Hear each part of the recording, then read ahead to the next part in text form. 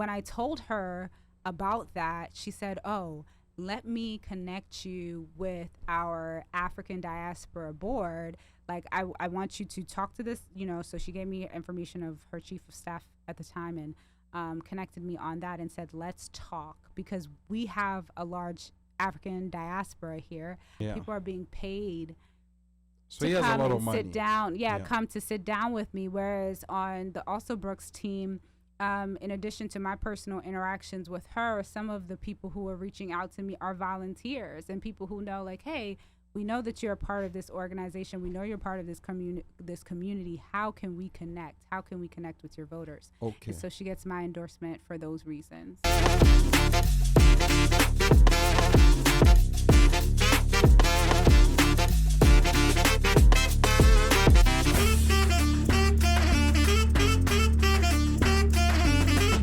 Interesting you talk about Johnny O. I'm not in his district, but I'm a Kenyan who's interacted with him. We've actually interviewed him here, but I Wonderful. challenge you, Annette, to get him to the studio before he gets to Congress, Right. because I believe he's going to win. And then also just explain to the people who live in Baltimore. I can see some Baltimore people have logged in here. I can see Angie is in the building. What parts of Baltimore, because this district sometimes are confusing, and apologies to the people from out of state, but this is for the benefit of people of Baltimore. Right. What familiar names in Baltimore are in this? What district number is it? So we're talking about Where Johnny O is running. 2. So District 2. So if you So remember what Dutch parts- Rupersberger, Yeah. that's who we're talking about. We're talking about Baltimore County and part of some of like the northern western. That's the part that I'm least associated with. Is that there's a little part that most Kenyans are not in. That's a little bit northern western to us. But what the parts So we're that talking most about Kenyans are? where What Kenyans areas? are, Yeah. where Charlie Brown is. So if you've ever gotten what's the name of the that's areas? Rosedale area, Hamilton area. If you're Rosedale, from Essex, Essex Rosedale. area, if you're Okay. in The river. Towson, Okay. Towson area, this you know, that's what we're talking about. That's what we're encompassing here, Okay. and also the western parts of Baltimore County. And so this is important to know. At some point in time, you now have like Kwesi and Fume, which people are familiar with. That's a different district. That's a different Yeah. district. You know, but it okay. is important to have relationships within Congress, within the state of Maryland, where it's going to be. Carl Jackson is in what district? Carl Jackson is on the state level, and he's in District 8. So District 8. Okay. this is So he's for a state delegate. Those of you who do not come from the state of Maryland, I think this conversation is still important to you, because this is telling you the strategies of how to understand your districts, right? So you live in a place, maybe it's a municipality, maybe it is a city and therefore has a mayor, maybe it is a county and therefore has a county Executive. Yeah. and maybe there is another format that's there, but those are the main ones, right? And then so that those people who are there basically running the business of that particular area. The That's day-to-day. local. Yeah. That's local. That's your streets. That's your local ordinances. That's where that is. Then on the state level, it means you have a representative. This representative is taking care is going to be dealing with every other district in the state and trying to deal with the funding. The goal is usually the budget of the state, right? And the policies are then influenced by making sure that we have a budget to actually implement these policies. And then we have federal.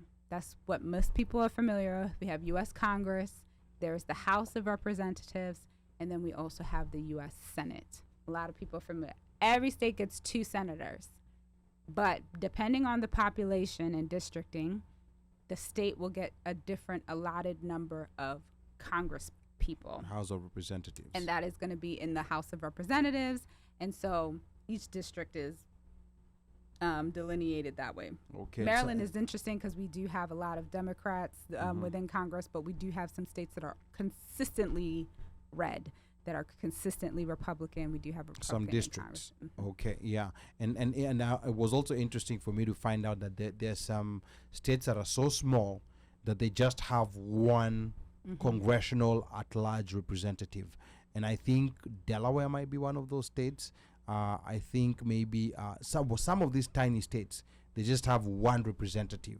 You know, Right. like out in. So they have more senators, than actually they have people in the House of Right. Representatives. So a lot of times these state politicians, the ones who end up in their state houses, then end up in Congress, or they make that journey, or maybe we've had governors who have become presidents. If you can Yes. think about that, like in Texas, we've had governors who are Bill Texas, Clinton is an example. and then so on and so forth. So these down ballots, George Bush Jr. they're not exactly. They're not Yeah. small. They are steps, and they have implications for the future. So you have the opportunity to see but the fact that someone does well in one seat doesn't mean that they're going to do well in another seat. But they are stepping stones for some of these more like career politicians. I don't absolutely love the word career politicians because no one else is criticized for having a career that grows. Like that's the natural thing if you are working in the tech industry that you would do. But who is doing the work, and do your constituents see that you're doing the work and reward you for doing the work? Right now we have the senatorial race here in Maryland, and so on the Democratic side we have David Trone, who is running. He currently is in U.S. Congress representing his district. 6, my district. That's your district. We've never even seen him. Very aloof person, very difficult to find. Very interesting. Very, very aloof. Like the previous representatives we've had, you would see them. You would see, like, even within like a shopping center, like there was a time when the area was living in was being represented by Van Hollen, who's a current senator, who's a current senator for Maryland. Like he was someone who was very responsive. You would see him come to activities. Right. But Tron, he's only been feasting on my social media feeds. He's omnipresent. Yes. Everywhere I go, Instagram, David Tron. Facebook, David Tron. But he has money. He does. I know. Yes. I mean, everywhere. So it's that totally wine money. Total Wine, yes, a multi-billion-dollar company, and so he's self-funding, which means he has the opportunity to flood the airways with his message and with his campaign. I didn't know that experience. So for those of you who are listening, I've never heard Ali say this about his experience with Trump within his just. I've never heard you say that. But what I will say is it's very concerning to me that we have individuals who are using having money is good. I hope to have lots of money too one day, right?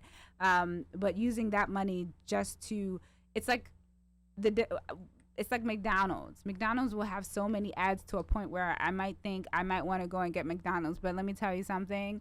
No shade to the company. Please don't come for me. I do not like McDonald's at all, right? But just seeing it over and over and over again might make me think. It has an impact, right? It might make me think, you know what, it's late night. They have a 24-hour drive-through. I might want to go. It's marketing 101. It really is, right? But the milkshake is really nice. And I use those. You're telling me? They have a good mango pineapple smoothie. No, try the strawberry one. The strawberry one. That's amazing. The milkshake brings all the.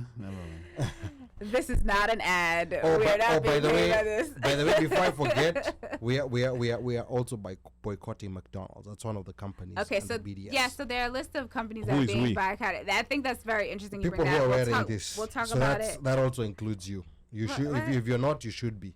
Man, I have to use my points. What are you talking about? Oh my goodness. So here's the thing about the money portion of it. I think there's a couple of ways that we can look at it. Yes, it's good for you to use your money and to fund it. And one of the things that Trone's campaign has said is that when we talk about battlegrounds, and I know I'm introducing a concept here, like when we talk about battlegrounds, it could go Republican, it could go Democrat, it could go this way or that way. What happens is the Republican Party and the Democratic Party, they're going to use whether it's their super PACs or, big donors, things like that, to pay for these campaigns so that other people can get familiar with the candidate. Now, Trone is saying the Democratic Party doesn't have to worry about me. So go focus somewhere else, put your funds somewhere else. And that is actually a really powerful statement. It's saying, you know what? We don't want to lose control of the House. We don't want to lose control of the Senate, or we want to gain it. We don't want we don't want the other side to gain it, whichever the argument is. He's saying, you know what? I have my own funding. I don't need to have small donors. I don't need to have, Democratic donors or super PACs influence my race because I have my own money to do it. However, when you look at the other side, we have Angela Alsobrooks. She is the county executive for PG County. And one of the reasons why I support her is because I met her prior to knowing who she was on a one-on-one level as a person. And what was amazing about this interaction with her is that we were talking about issues that affect someone like myself, who is, a younger adult individuals who has concerns about taxes, who has concerns about the school districts that children are going to, who has concerns about safety. And we're having this conversation. And at the end, oh, by the way, I am the county executive of Prince George's County. Oh, interesting. And when I informed her about my concerns or the advocacy work at the time, which was so infantile, before I was getting, reoccurring invitations to this show, like at that infancy of this advocacy work that I've been doing for Kenyan Americans, when I told her about that, she said, oh, let me connect you with our African Diaspora Board. Like, I want you to talk to this, so she gave me information of her chief of staff at the time and connected me on that and said, let's talk, because we have a large African diaspora here. I don't know if your particular group is being represented proportionately. Like, let's find out what that looks like and how we can engage you. I personally do not live in Prince George's County. Mm-hmm. I was so amazed by her willingness to connect with me, to make the part that is actually usually hard, she was offering to make it easy. So I can call you and say, let's get some people from your area. Let's get some people from your area. That's my hard task to do. Mm-hmm. But the more challenging part now is to get the executives involved if they're not interested. But she was interested, right? So I'm talking about a genuine conversation I had with this woman long before the seat was even open, long before I knew that she was going to run for it. And so fast forward, what has happened is that I have continued to see, and this is why I said, don't just look at the current news cycle. I have continued to see her interaction with the immigrant community within Prince George's County. Baltimore County has a huge immigrant population. Prince George's County has a huge immigrant population. And Maryland in general is just super unique because of the diversity that is here.